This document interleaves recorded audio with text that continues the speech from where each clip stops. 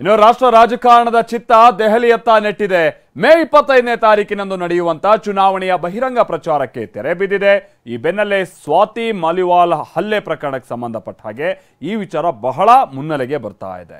ಹಾಗಾದ್ರೆ ಹೇಗಿತ್ತು ಇವತ್ತಿನ ದೆಹಲಿ ಅಖಾಡ ಅನ್ನೋದರ ರಿಪೋರ್ಟ್ ಎಲ್ಲಿದೆ ನೋಡಿ.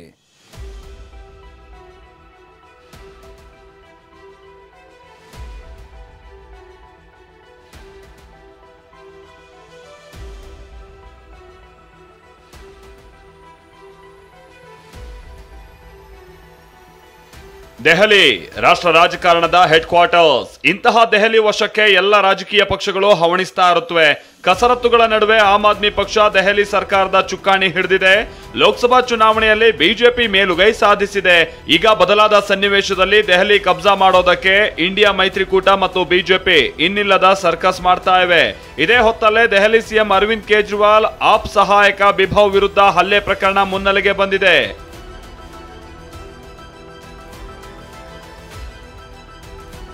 ನಾಡಿದ್ದು ಅಂದ್ರೆ ಮೇ 25ನೇ ತಾರೀಕಿನಂದು ದೇಶದ 57 ಕ್ಷೇತ್ರಗಳಿಗೆ 6ನೇ ಹಂತದ ಮತದಾನ ನಡೆಯಲಿದೆ.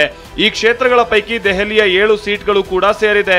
ಇವತ್ತು ಬಹಿರಂಗ ಪ್ರಚಾರಕ್ಕೆ ತೆರೆ ಬಿದ್ದಿದ್ದು ಘಟಾನುಘಟಿ ನಾಯಕರೇ ಅಬ್ಬರದ ಪ್ರಚಾರವನ್ನ ನಡೆಸಿದ್ದಾರೆ.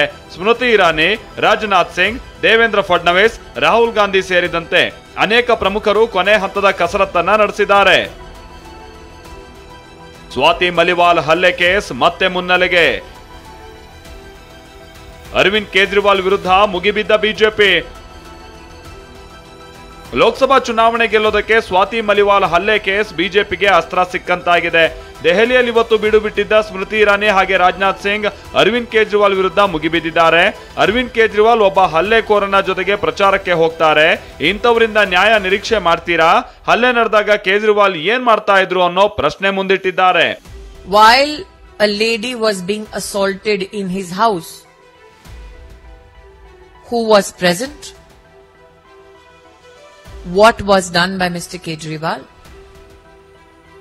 And why, till investigations are not completed? ಇತ್ತ ದೆಹಲಿಯ ದ್ವಾರಕ ನಗರದಲ್ಲಿ ಚುನಾವಣಾ ಪ್ರಚಾರ ಮಾಡಿದ ರಾಜನಾಥ್ ಸಿಂಗ್ ಆಪ್ ಸರ್ಕಾರದ ವಿರುದ್ಧ ಗುಡುಗಿದ್ರು. ಮಹಿಳೆಯರ ರಕ್ಷಣೆ ಮಾಡೋದಕ್ಕೆ ಆಗದ ಸರ್ಕಾರ ಅಧಿಕಾರದಲ್ಲಿರೋದಕ್ಕೆ ಲಾಯಕ್ಕಲ್ಲ ಅಂತ ಬೆಂಕಿ ಉಗುಳಿದ್ರು. जो माता बहनों और बेटियों की रक्षा जो सरकार नहीं कर सकती है, उस सरकार को सत्ता में बने रहने का कोई नैतिक अधिकार नहीं है.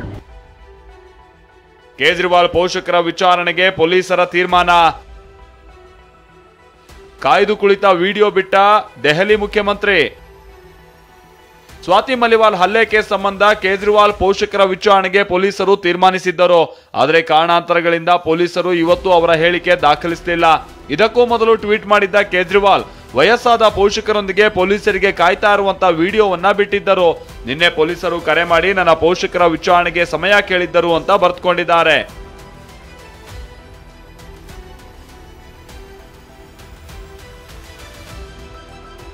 ಇನ್ನು ದೆಹಲಿ ಪೊಲೀಸರು ವಿಚಾರಣೆ ಮಾಡೋ ಬಗ್ಗೆ ಆಪ್ ಸಚಿವೆ ಅತಿಶಿ ಆಕ್ಷೇಪ ವ್ಯಕ್ತಪಡಿಸಿದ್ದಾರೆ. ನಿಮ್ಮ ಈ ಕೆಲಸಕ್ಕೆ ದೆಹಲಿ ಜನ ಮತಗಳ ಮುಖೇನ ಪ್ರತ್ಯುತ್ತರ ಕೊಡ್ತಾರೆ ಅಂತ ವಾಗ್ದಾಳಿ ನಡೆಸಿದ್ದಾರೆ. देश के इतिहास में राजनीति कभी इतनी नीचे आई. दिल्ली के लोग इसका जवाब अपने वोट से जरूर दें. ಇಂಡಿಯಾ ನಾಯಕರು ಕಣ್ಣೀರ್ ಹಾಕ್ತಿದ್ದಾರೆ ಎಂದ ಮೋದಿ. ಹರಿಯಾಣದಲ್ಲಿ ಪ್ರಧಾನಿ ಮೋದಿ ಅಬ್ಬರದ ಪ್ರಚಾರ ನಡೆಸಿದ್ದಾರೆ. ಬಿಜೆಪಿ ಅಭ್ಯರ್ಥಿ ಪರ ಮತಯಾಚಿಸಿದ್ದಾರೆ. ಈ ನಡುವೆ ಎಂದಿನಂತೆ ಇಂಡಿಯಾ ಮೈತ್ರಿಕೂಟದ ನಾಯಕರ ವಿರುದ್ಧ ವಾಗ್ಬಾಣವನ್ನೇ ಬಿಟ್ಟಿದ್ದಾರೆ. 3ನೇ ಹಂತದ ಮತದಾನದ ಬಳಿಕ ಇಂಡಿ ನಾಯಕರು ಅಳೋದಕ್ಕೆ ಶುರು ಮಾಡಿದ್ದಾರೆ ಅಂತ ಕಾಲೆಳೆದಿದ್ದಾರೆ. 5 चरणों में ही इंडी जमात का ढोल फट गया है. तीसरे चरण के बाद इन्होंने रोना धोना शुरू कर दिया. ಇತ್ತ ಕೈ ನಾಯಕಿ ಪ್ರಿಯಾಂಕಾ ಗಾಂಧಿ ಕೂಡ ಹರಿಯಾಣದಲ್ಲಿ ಮತಬೇಟೆಯಾಡಿದ್ರು. ಇದೇ ಸಮಯದಲ್ಲಿ ಮಾತನಾಡಿ ದೇಶದಲ್ಲಿ ಬಿಜೆಪಿಯ ವಿರೋಧಿ ಅಲೆ ಇದೆ ಅಂತ ಹೇಳಿದ್ರು. हरियाणा में तो एकदम एक लहर है बीजेपी के खिलाफ. पूरे देश भर में ये अंडर करंट है और बदलाव आएगा. ಅಖಿಲೇಶ್ ಅಮಿತ್ ಶಾ ಮಧ್ಯೆ 400 ಸೀಟ್ ಕದನ.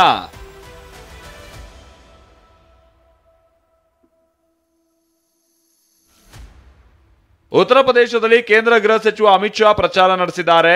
ರ್ಯಾಲಿಯಲ್ಲಿ ಮಾತನಾಡಿ ಮೋದಿ 310 ಸೀಟ್ ಮೇಲಿದ್ದಾರೆ, ಅಖಿಲೇಶ್ ಯಾದವ್ 4 ಸ್ಥಾನ ಗೆಲ್ಲೋದಿಲ್ಲ ಅಂತ ಲೇವಡಿ ಮಾಡಿದ್ದಾರೆ. ಇದಕ್ಕೆ ಪ್ರತ್ಯುತ್ತರ ಕೊಟ್ಟ ಅಖಿಲೇಶ್ ಯಾದವ್ ಬಿಜೆಪಿಯವರು 400 ಪಾರ್ ಅನ್ನೋದನ್ನೇ ಬಿಟ್ಟಿದ್ದಾರೆ ಅಂತ ಅಮಿತ್ ಶಾ ಕಾಲೆಳೆದಿದ್ದಾರೆ. 5 चरण में मोदी जी 310 पार कर गए हैं पार, और अखिलेश जी को 4 सीट भी नसीब नहीं होने वाली है. 400 पार का नारा दे रहे थे, आज जनता का गुस्सा देकर के वो नारा 400 पार नहीं दे पा रहे हैं. 7 ರಾಜ್ಯಗಳ ಮತದಾರರು ತಮ್ಮಿಷ್ಟದ ಅಭ್ಯರ್ಥಿ ಆಯ್ಕೆಗೆ ಸಜ್ಜಾಗಿದ್ದಾರೆ. ಈ ಮಧ್ಯೆ ನಾಯಕರು ತಮ್ಮ ತಮ್ಮ ಮಾತುಗಳಿಂದಲೇ ಮತದಾರನ ಮನಸ್ಸು ಸೆಳೆಯೋ ಯತ್ನ ಮಾಡ್ತಿದ್ದಾರೆ. Bureau report, TV9.